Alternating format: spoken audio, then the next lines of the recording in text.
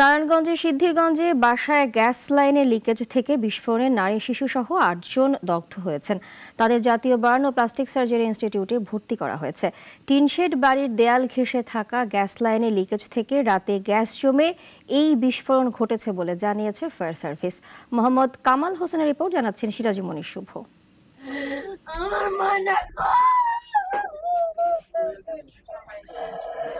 ভোররাতে নারায়ণগঞ্জের সিদ্ধিরগঞ্জে ২ নম্বর ঢাকেশ্বরীর ধনকুণ্ডা এলাকায় বিকট শব্দে ঘটে বিস্ফোরণ। ধনকুণ্ডা এলাকার ইব্রাহিম খলিলের টিনশেড বাড়িতে ঘটে এ দুর্ঘটনা। শব্দ পেয়ে ঘটনাস্থলে ছুটে যান আশপাশের মানুষ।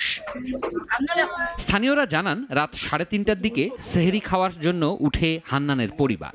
এ সময় রান্নাঘরে দেশলাই দিয়ে আগুন জ্বালাতেই ঘটে বিস্ফোরণ। এতে পাশে থাকা ২টি ঘরেও আগুন ছড়িয়ে পড়লে ৮ জন দগ্ধ হন। প্রতিবেশীরা দগ্ধদের উদ্ধার করে জাতীয় বার্ন ও প্লাস্টিক সার্জারি ইনস্টিটিউশনে নিয়ে যান। পেশায় তারা পোশাক কারখানার শ্রমিক। শব্দ আমরা সিক্রেট দিয়ে উঠে দিয়ে ঘরের ভিতরে আগুন দিয়ে কেমন করে বালতি দিয়ে পানি সানি দিয়ে এই আগুন নিয়ন্ত্রণে আনছে। বড় একটা শব্দ হয়েছে, শব্দ হওয়ার পর থেকে মনে করেন আমরা দরজা খুলিয়ে দেখি আগুন এই পর্যন্ত আগুন লাগিয়ে একবার সব পুরো ছাইয়ে গেছে। পরে লোক বাড়ি করে দিয়ে 1 ঘন্টা কারিগরি পাই না। পরে বাড়িওয়ালা আমার বাকিরা ছিল এগারো দিয়া লাস্ট আমরা প্রথম খানপুর রাখে নাই, পরে সব পাঠাইছি যাতে আমরা ঢাকা মেডিকেল।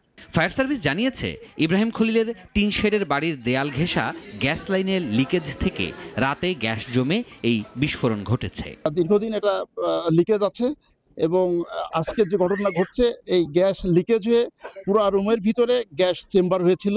যে কোনো কারণে আগুনের স্পার্ক যখনই পাইছে, পাওয়ার সাথে সাথে এটা বিস্ফোরণ ঘটছে। দগ্ধদের মধ্যে 4 জনের অবস্থা আশঙ্কাজনক বলে জানিয়েছেন চিকিৎসকরা। এই যে কারেন্টের সিরাজুমণি শুভ, নাগরিক।